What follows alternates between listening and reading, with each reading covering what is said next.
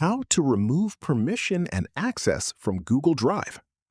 So, if you've previously shared a file or folder with someone and now want to remove their access, this tutorial will help you do that.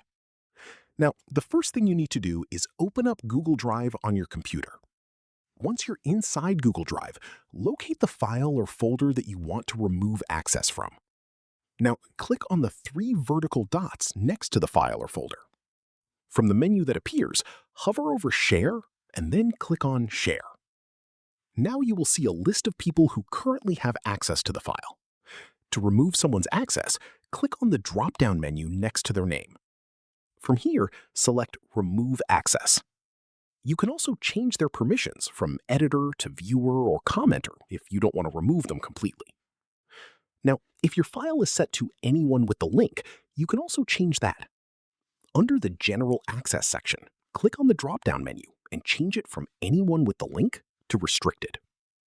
Once you've made your changes, the selected people will no longer be able to access your file or folder.